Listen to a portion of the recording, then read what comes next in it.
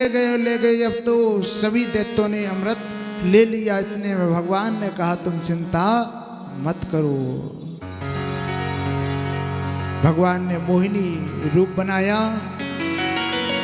और कहा तुम चिंता मत करो, बस थोड़ा सब्र रखो, अमृत तुम्हें ही मिलेगा। इतना सुंदर स्वरूप बनाया, इतना सुंदर स्वरूप बनाया।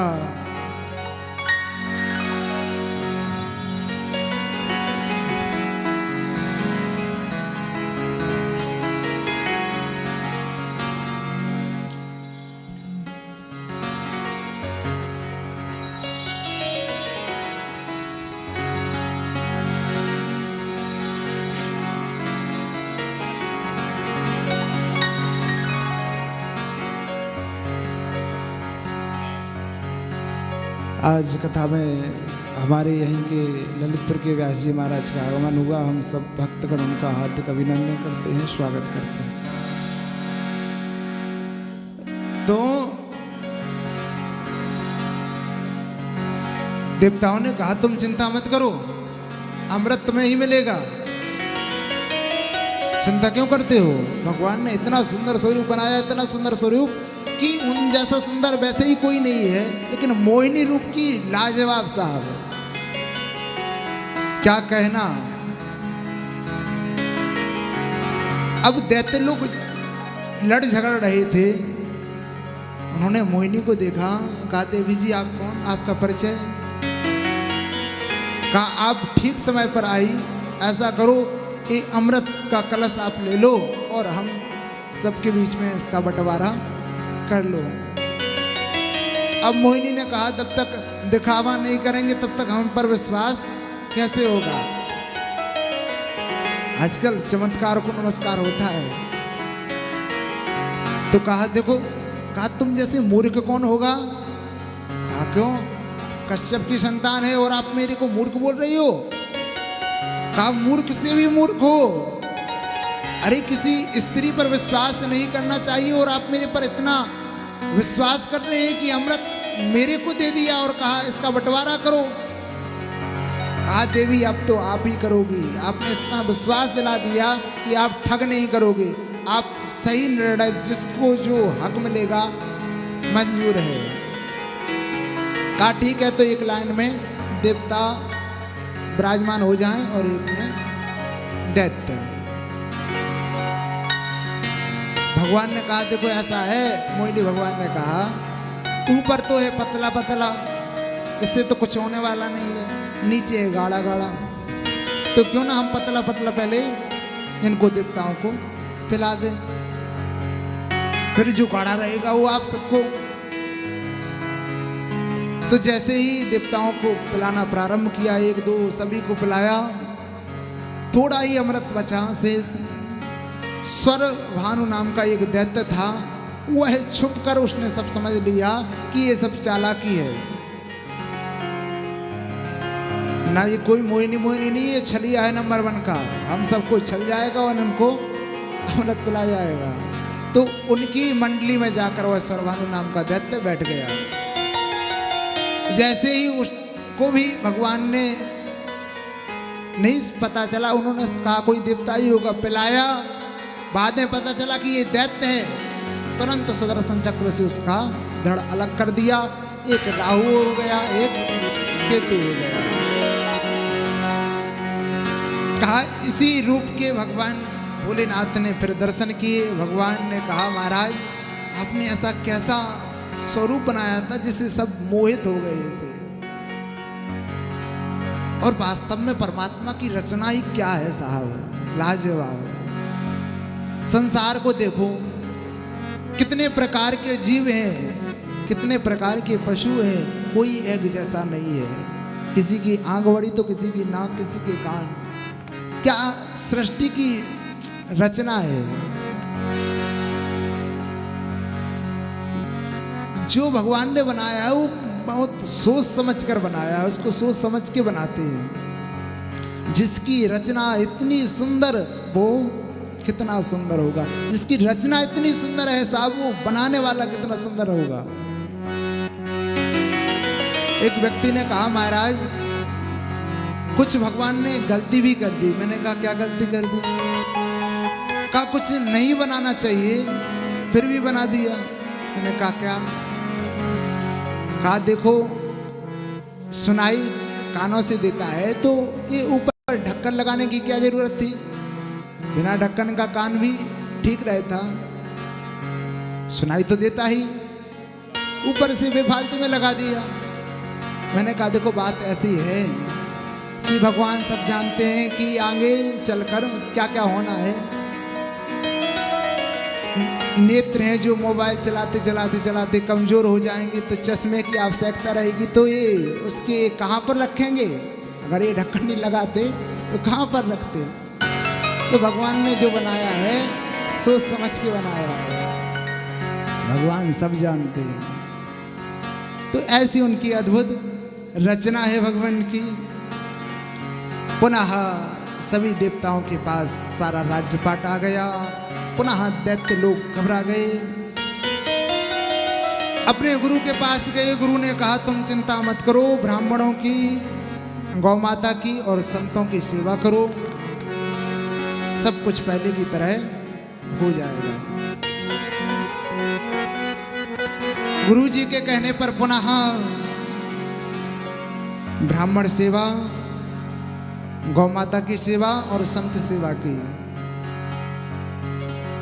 और वास्तव में प्रत्येक प्राणी को ये सेवा करना चाहिए, संत सेवा, ब्राह्मण सेवा और गौ माता की सेवा। ये तीन जो हैं ये अपने लिए नहीं, अधिकतर, सबकी नहीं कहूंगा लेकिन दूसरों के लिए ही जीते हैं। संत तुम्हारा हित ही सोचेंगे, विप्र तुम्हारा हित ही सोचेंगे, गौ माता तुमको आशीर्वाद ही देगी।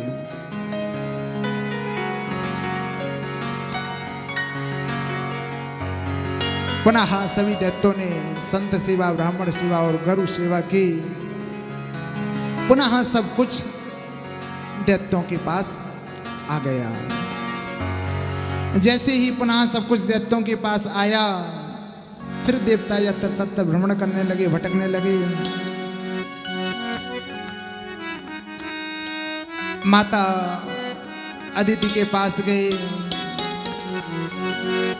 कहा ऐसा करो तुम चिंता मत करो, पयोव्रत करो। पयोव्रत के प्रभाव से वामन भगवान का प्राकट होगा, तुम्हारे यहाँ भगवान आएंगे। पयोव्रत फाल्गुन शुक्ल पक्ष की प्रतिपदा से लेकर द्वादशी तक होता है। जो माँ अच्छा पुत्र चाहती है उसको पयोव्रत करना चाहिए।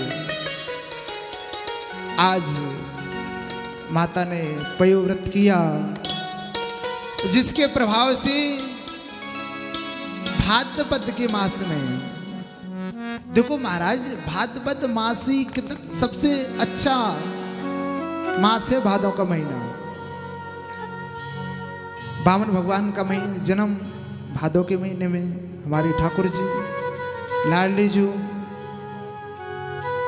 जितने भी देवता है भगवान के अवतार हुए या तो रात्रि के 12 बजे और या दिन के 12 बजे, 12 बजे ही हुए।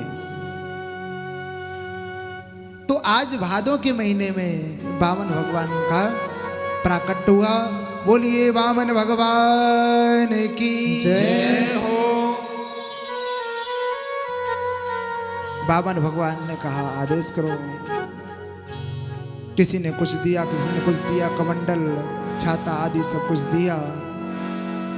कहा इससे कुछ काम चलने वाला नहीं, ये तो छोटी मोटी भिक्षा है। कहा तुम बलि के यहाँ जाओ और बलि के यहाँ तुम्हें जो मेन भिक्षा है वहां से लाना है। आज वामन भगवान राजा बलि के दरबार में गए, बलि यज्ञ कर रहा है। जैसे ही वामन भगवान को देखा, क्या अद्भुत छटा है, ओहो, मानो सूर्य भगवान साक्षात हमारे यज्ञ मंडप में आ रही हो। तो गुरुजी ने कहा सूर्य नहीं तो चंद्र तो जरूर होंगे। माला हाथ में है, जाप कर रहे हैं, भगवान का नाम मुख पर है, क्या अद्भुत श्रद्धा है साहब। बलि महाराज ने कहा आज मेरा यज्ञ मंडप सफल हो गया, मानो साक्षात हरि ही आज हमारे यज्ञ मंडप में पधारे हैं। बलि महाराज ने कहा गुरु शुक्राचार्य से कि महाराज ये बोल क्यों नहीं रहे हैं। गुरु जी ने कहा अरे बलि तेरे को दिखाई नहीं दे रहा है, वो माला कर रहे हैं। अब तो और श्रद्धा बढ़ गई साहब। भगवान भी सोच रहे हैं भगवान के पहले कुछ दिखाना पड़ेगा तभी इसके हमारे प्रति श्रद्धा बढ़ेगी। तो अभी 5 मिनट में माला पूरी होती है, वो और श्रद्धा बढ़ाई, कहा 10 मिनट में पूरी करेंगे। 10 मिनट में माला पूरी की, चरणों में लेट गया कि स्वागतम ते नमस्तुभ्यं ब्रह्मन् किं करवामते ब्रह्मणशीणां तपा साक्षात् मन्येर्त्वार्य वपुर्धरम्। स्वागतम, आइए महाराज आपका स्वागत है, आपका पदार्पण हुआ, हमारा यज्ञ मंडप सफल हो गया, क्या चाहिए आपको, क्या दे दूं। बामन भगवान ने कहा हमें कुछ नहीं चाहिए, हम कुछ नहीं लेते। क्या बोल रहे हो कुछ नहीं लेते? अरे मेरा मन है कि सब कुछ आपको निछावर कर दूं, मेरा मन हो रहा है। बामन भगवान ने कहा नहीं हम कुछ लेते ही नहीं, तुम्हारा कुछ भी मन करेगा हम ले लेंगे, हमारा नियम बिगड़ जाएगा, हम कुछ नहीं लेते। कहा महाराज कुछ तो मांगो, कुछ तो लो, मेरी देने की इच्छा है। बलि ने कहा ऐसा करो, आपका विवाह नहीं हुआ हो तो विवाह करा दें। वैसे भी मैं प्रत्येक वर्ष 108 विवाह कराता हूं, आपका भी करा दूंगा। अच्छा विवाह कराओगे, फिर कन्या आ जाएगी, कहाँ रहेगी? हमारे पास तो एक ही चाहता है। कहा महाराज चिंता क्यों करते हो, आपके लिए एक घर भी दे देंगे। कहा अच्छी बात है, कितनी कृपा कर रही हो आप, बड़े दयालु हो। कहा घर भी मिल जाएगा, भोजन प्रसादी की व्यवस्था। कहा महाराज हमारा भंडारा चलता है दिन रात, उसमें आप दोनों प्रेम से प्रसाद पाना। कहा ठीक है प्रसाद की व्यवस्था। कहा जब विवाह होगा तो बच्चे भी होंगे तो उनको पढ़ने की व्यवस्था। कहा महाराज हमारा विद्यालय भी है, उसमें पढ़ेंगे। कहा क्या बात है बलि, तुम तो लगता है बहुत प्रसन्न हो मेरे पर, बड़े दानी लगते हो। कहा नहीं बस कुछ नहीं। बामन भगवान ने कहा बस एक और कि जब बच्चे हो जाएंगे तो 2, 4, 10, 15 होंगे तो 1, 2 नष्ट भी हो सकते हैं, समाप्त भी हो सकते हैं। तो जब बच्चा समाप्त हो जाएगा तो रोना पड़ता है, तो रोने की व्यवस्था। हाँ महाराज आप भी कमाल करते हो, बच्चे आपके मरेंगे तो रोने वाले किराए पर थोड़ी आएंगे, रोना भी आपको पड़ेगा। तो वामन भगवान ने कहा फिर नहीं करना है विवाह में, ऐसा काम ही क्यों करें उसमें आखिर में रोना पड़े। कहा महाराज जैसे तैसे आज 1 घंटा हो गया, विवाह के लिए हाँ करवाई, फिर भी आपने मना कर दिया, कुछ तो लो। बामन भगवान ने कहा देखो ऐसा काम करते हैं जिससे तुम्हारा भी नियम ना बिगड़े और हमारा भी नियम ना बिगड़े, तुम्हारा की काम बन जाए, तुम्हारे मन में प्रसन्नता हो और हमारा भी काम बन जाए। कहा ठीक है आपकी इच्छा।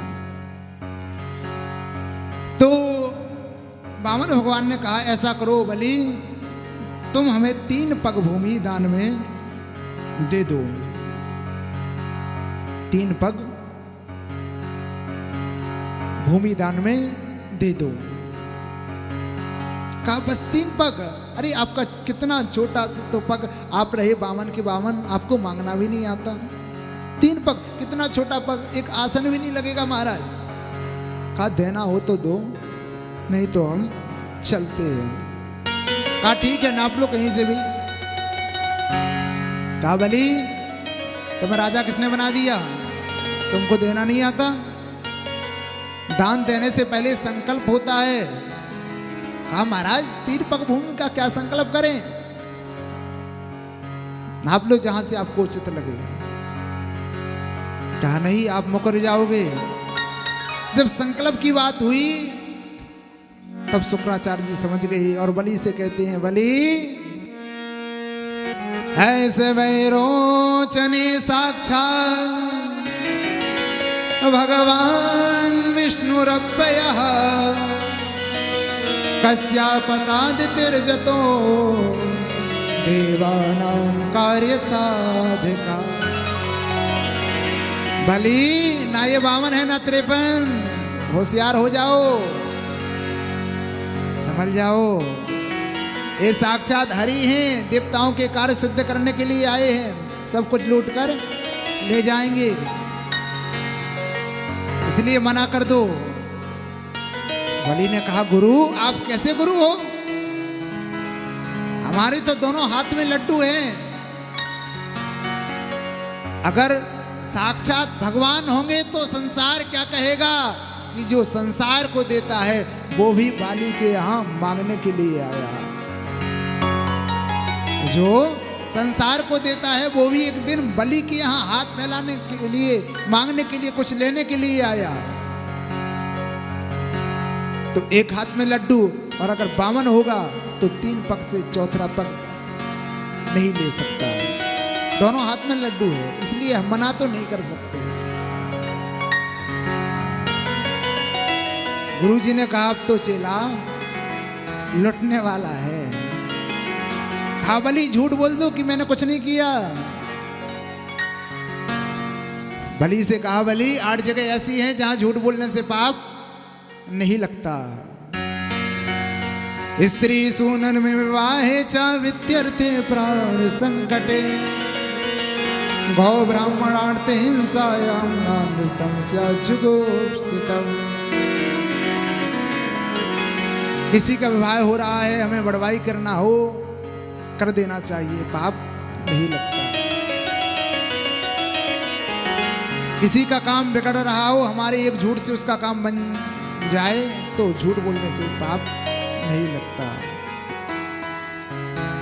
किसी की जान जा रही हो, एक झूठ बोलने से उसकी जान बच रही हो तो झूठ बोल देना चाहिए, पाप नहीं लगता। किसी का सब धन नष्ट हो रहा हो, एक झूठ बोलने से बच रहा हो तो झूठ बोलने से पाप नहीं लगता। ऐसी 8 जगह बताई। माता से कोई बात छिपानी हो, माताओं से, झूठ बोलने से पाप नहीं लगता। माता को श्राप है, इनको बात पचती नहीं है।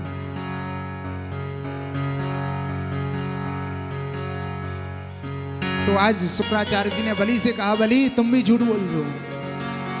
कहा नहीं, हमने संकल्प कर लिया है, अब झूठ नहीं बोलेंगे। संकल्प हुआ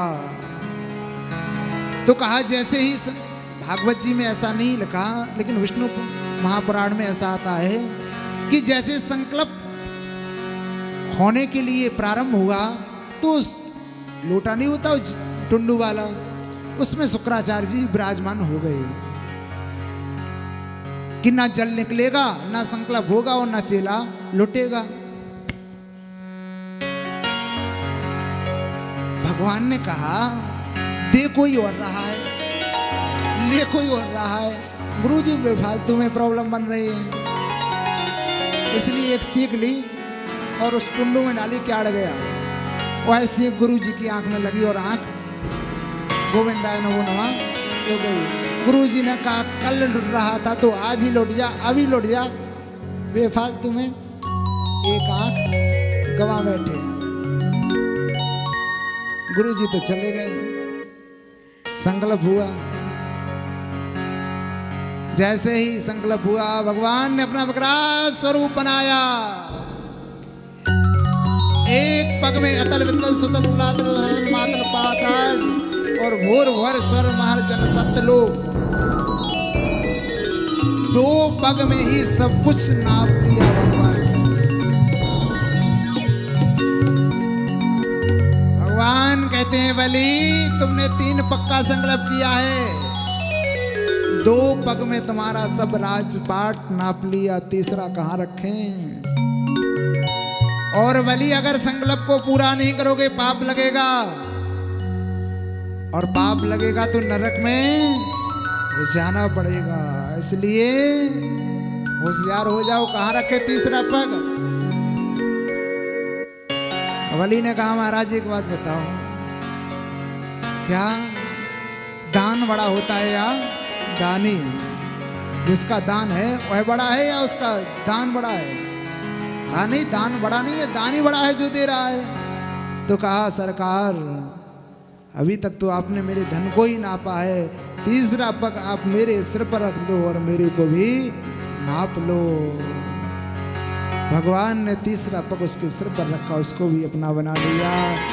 बलि से कहा बलि तू धन्य है, मैं तेरे को छलने के लिए आया था लेकिन तूने तो मेरे को छल लिया। बलि क्या चाहिए? मैं प्रसन्न हो गया, वरदान मांग ले तो जो चाहिए तेरे को।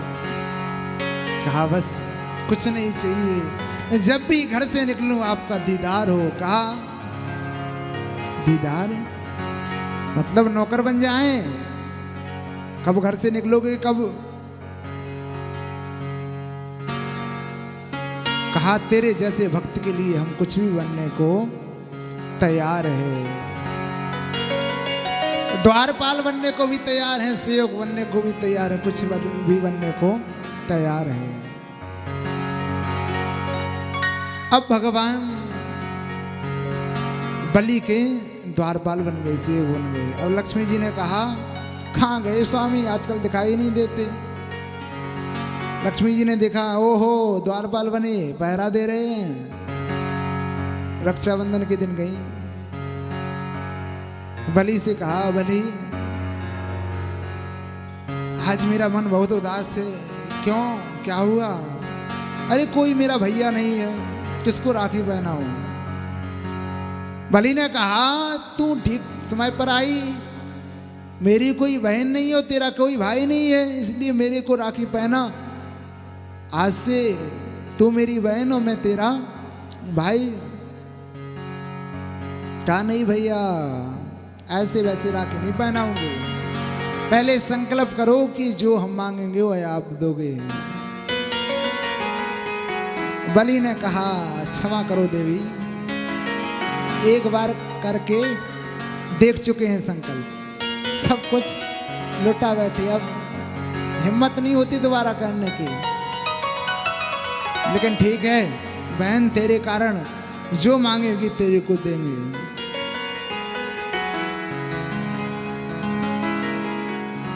राखी बांधी, क्या चाहिए? कहा बस और कुछ नहीं चाहिए, द्वारपाल है ना तुम्हारे दरवाजे पर, ये मेरे स्वामी है, इनको दे दो। बलि ने कहा और मेरे पास था ही क्या उनके सिवा, इनको भी तू ले जा रही है, यही तो मेरे सर्वस्व थे।